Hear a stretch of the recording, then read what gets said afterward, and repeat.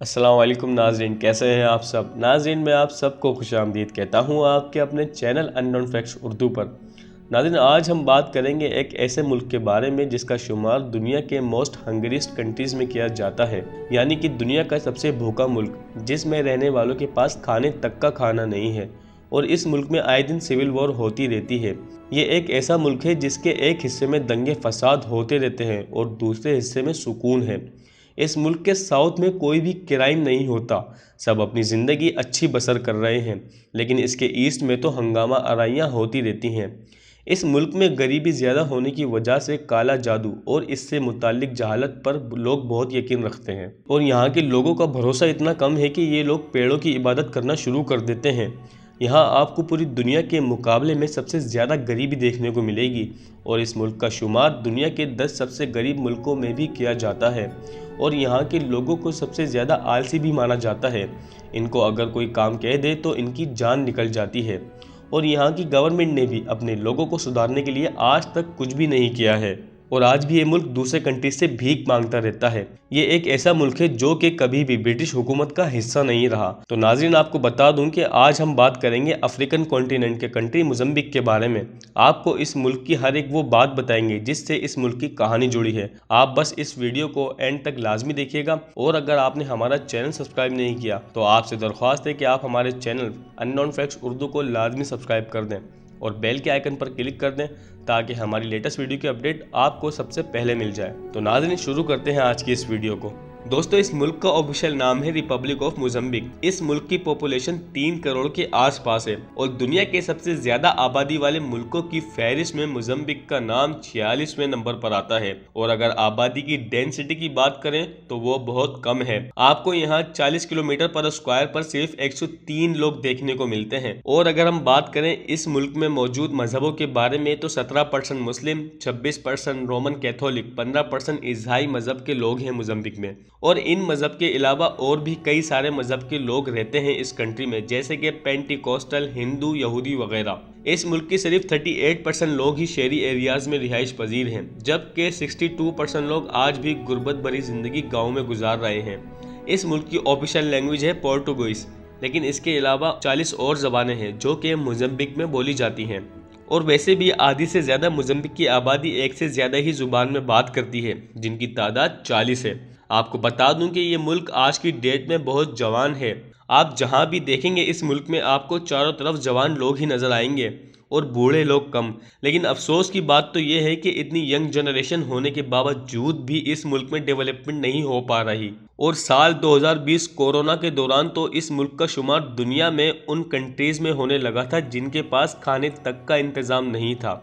और इसी चीज़ ने इस मुल्क को दुनिया के 10 सबसे गरीब तरीन मुल्कों में शामिल कर दिया।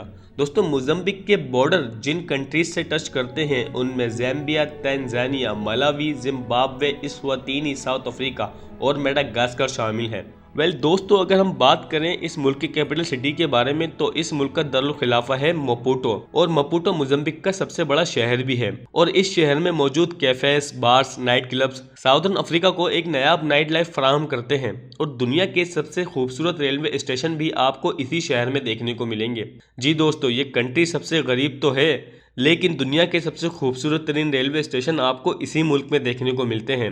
आपको बता दूं कि मापुटो में मौजूद CFM रेलवे स्टेशन पूरी दुनिया में खूबसूरती के लिए मशहूर है।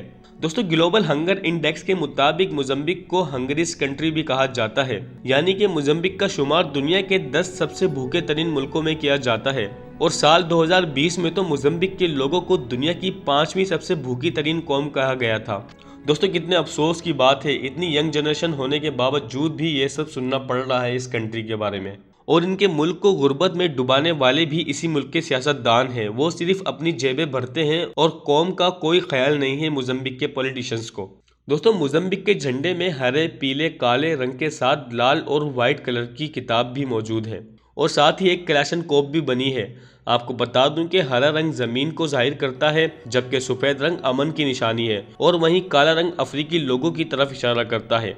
और पीला रंग मुल्क में मादनियात और लाल मुल्क की आज़ादी के लिए जो इन लोगों ने जहदोजहद की थी उसकी नुमाइंदगी करता है। और झंडे में बने ट्रायंगल और उसमें बनी किताब और एक स्टार है जो कि मुल्क की मार्क्सिज्म को नुमाया करते हैं। और झंडे में बनी क्लाशनकोफ मुल्क की डिफेंस और एक्टिवनेस को जाहिर करती है, जो कि इनके दुश्मनों को हमेशा ये बात याद दिलाती है कि ये लोग होशियार हैं, गफलत में नहीं। और ये बंदूक का निशान दुनिया के सिर्फ 2 मुल्कों के झंडे में है, एक मोज़म्बिक और दूसरा ग्वाटेमाला। दोस्तों मोज़म्बिक का कोस्टल एरिया भी काफ़ी बड़ा है क्योंकि इसके एक साइड पर इंडियन ओशियन है और इस मुल्क के रिलेशन पड़ोसी मुल्कों से ठीक ठाक अच्छे हैं, सिवाय मेडागास्कर और ज़ैम्बिया के, क्योंकि इनसे आए दिन मोज़म्बिक की अनबन चलती रहती है।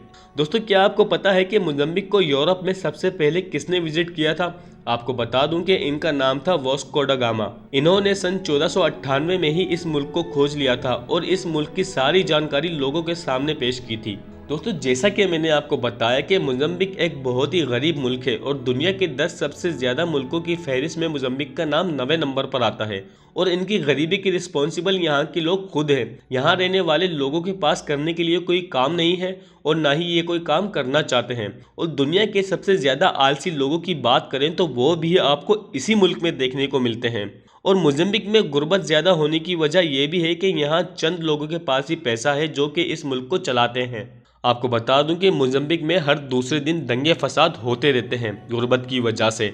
यहाँ के लोग जानबूझकर लड़ाई करते हैं ताकि लड़ाई को ऊंची आग मिल सके और ये फिर आसपास के घरों से या फिर शॉप से या फिर मॉल से चीजें चोरी कर सके। जी दोस्तों, किसी भी दुकान को लूटना और घर में दिन दहाड़े चोरी करना यहाँ पर आम सी बात है। और ये पूरे मोज़म्बिक का माहौल ऐसा नहीं है। मोज़म्बिक के साउथ में बहुत सुकून है, कोई लड़ाई झगड़ा नहीं है और कोई दंगा फसाद भी नहीं करता यहाँ पर। और ईस्ट मोज़म्बिक की बात करें तो वहाँ तो मैंने आपको बता दिया कि क्या होता है। वहाँ क्राइम रेट हद से ज्यादा बढ़ गया है। यहाँ पर राह चलते लोगों को दिन में लूट लिया जाता है। दोस्तों जहाँ गुर्बत हो वहाँ पढ़ाई लिखाई का कॉन्सेप्ट होता ही नहीं है और बीमारियां भी अलग से पीछा घेर लेती हैं।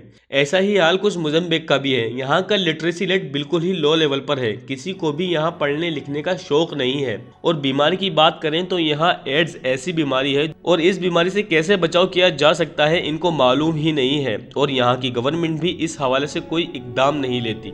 नाज़रीन, उम्मीद है ये वीडियो आपको पसंद आई होगी। अगर आपको ये वीडियो पसंद आई तो इसे लाइक करें, शेयर करें और हमारे चैनल अननोन फैक्ट्स उर्दू को लाजमी सब्सक्राइब करें।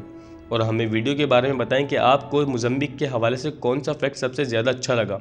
अब मिलते हैं ऐसे ही कोई इंटरेस्टिंग वीडियो में, तब तक के लिए अल्लाह हाफिज़।